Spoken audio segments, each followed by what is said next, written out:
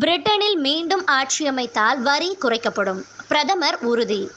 பிரிட்டனில் மீண்டும் கன்சர்வேட்டிவ் கட்சி ஆட்சியமைத்தால் வரி பெருவாரியாக குறைக்கப்படும் என பிரதமர் ரிஷி சுனக் உறுதியளித்துள்ளார். கன்சர்வேட்டிவ் கட்சியின் தேர்தல் அறிக்கையை வெளியிட்டு பேசிய அவர், வரும் 2030ஆம் ஆண்டுக்குள் வரி குறைப்பு பெருவாரியாக மேற்கொள்ளப்படும் என்று கூறியுள்ளார். இதேபோல் தேசிய காப்பீட்டுக்கான பிரீமியம் குறைக்கப்படும் என்றும் அவர் வாக்குறுதி அளித்துள்ளார். இங்கிலாந்தில் அதிகரித்து வரும் குற்ற சம்பவங்கள். இங்கிலாந்தில் அதிகரித்து வரும் குற்ற சம்பவத்தால் சிறார் அச்சமடைந்துள்ளனர். இதனால் இரவு நேரங்களில் வெளியில் செல்வதற்கும் பள்ளிக்கு சென்றுவிட்டு வீடு திரும்ப அதற்கும் பயமாக இருப்பதாக பிபிசிக்கு அளித்த பேட்டியில் சிறுவர்கள் அச்சம் தெரிவித்துள்ளனர். ஏறத்தாழ 2000 மாணவர்களிடம் மேற்கொள்ளப்பட்ட ஆய்வில் இந்த தகவல் வெளியாகியுள்ளது. அண்மை காலமாக சிறாரை குறிவைத்து இங்கிலாந்தில் குற்ற சம்பவங்கள் அதிகரித்து வருவது குறிப்பிடத்தக்கது. புற்றுநோயிலிருந்து மீண்டு வந்த பிரபல நடன நடிகை. புற்றுநோயிலிருந்து மீண்டு வந்த பிரபல நடன நடிகை ஏமி டவுடன் நான் எப்படி மீண்டு வந்தது குறித்து பிபிசிக்கு டாக்குமெண்ட்ரி ஒன்று அளிக்க இருக்கிறார். அநேகமாக வரும் கோடை விடுமுறையில் இந்த ஆவணப்படம் வெளியாகும் என்று எதிர்பார்க்கப்படுகிறது. இதன் மூலம் புற்றுநோயால் பாதிக்கப்பட்ட பிறரும் அதிலிருந்து மீண்டு வருவார்கள் என்று அவர் நம்பிக்கை தெரிவித்துள்ளார். ஸ்காட்லாந்தில் அரசியல் தலைவர்கள் காரசார விவாதம். பிரிட்டன் பொது தேர்தலை ஒட்டி ஸ்காட்லாந்திலும் வாக்குப்பதிவு நடைபெற உள்ளதால் அந்நாட்டின் அரசியல் கட்சி தலைவர்கள் பிபிசி விவாத நிகழ்ச்சியின் போது காரசாரமாக மோதிக்கொண்டது பரபரப்பு ஏற்படுத்தியுள்ளது. ஸ்காட்லாந்து முதலமைச்சர் ஜான் எதிர்க்கட்சியினரை கடுமையாக சாடினார். அவருக்கு ஸ்காட்லாந்து லேபர் கட்சி தலைவர் ஆனஸ் கடும் சவால் அளித்தார். ஸ்காட்லாந்தில் ஆட்சிக்கு வந்தால் தேசிய சுகாதார காப்பீட்டு திட்டத்துக்கான நிதி பெருமளவில் குறைக்கப்படும் என ஸ்காட்லாந்து கன்சர்வேட்டிவ் கட்சி தலைவர் டக்ளஸ் ரோஸ் உறுதியளித்துள்ளார்.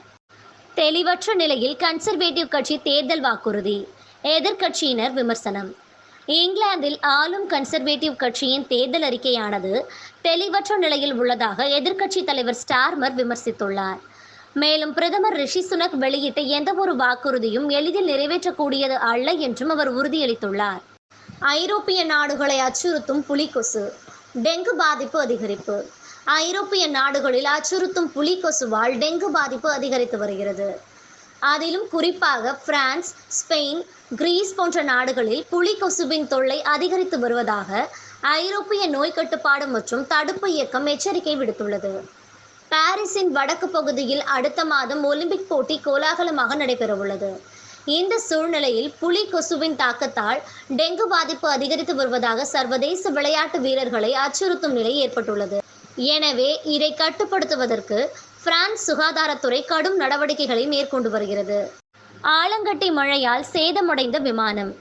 ஆஸ்திரேலியா நாட்டில் ஆலங்கட்டி மழையால் விமானம் சேதமடைந்தது. ஐரோப்பிய நாடான ஸ்பெயினில் இருந்து ஆஸ்திரேலிய தலைநகர் வியன்னா நோக்கி வந்த விமானம் அங்கு நிறுத்தப்பட்டிருந்தது. பின்னர் மோசமான வானிலை காரணமாக அந்த விமானம் டேக் ஆஃப் ஆகவில்லை. இந்த நிலையில் அப்பகுதியில் பெய்த கனமழை மற்றும் ஆலங்கட்டி மழையால் விமானத்தில் காக்பிட் உள்ளிட்ட பகுதிகளில் சேதமடைந்துள்ளது. தாக்குதலின் அதிர்ச்சியிலிருந்து இன்னும் மீளாத டென்மார்க் பிரதமர். டென்மார்க் பிரதமர் மேத்யூ பெட்ரிஷன் தாக்குதலின் அதிர்ச்சியிலிருந்து இன்னும் மீளவில்லை. டென்மார்க் நாட்டின் பிரதமர் மேத்யூ பெட்ரிஷன் கடந்த வாரம் சாலையில் நடந்து சென்றபோது ஒருவரால் கடுமையாக தாக்கப்பட்டார்.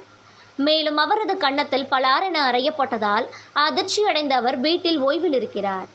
இந்த நிலையில் அவரை தாக்கியதற்கு பிரதமர் மோடி உட்பட சர்வதேச தலைவர்கள் கண்டனம் தெரிவித்திருந்தனர். இந்த சூழலில் தாக்குதலின் அதிர்ச்சியிலிருந்து தான் இன்னும் மீண்டு வரவில்லை என்று டென்மார்க் அரசு ஊடகத்திற்கு அளித்த பேட்டியில் அவர் கூறியுள்ளார்.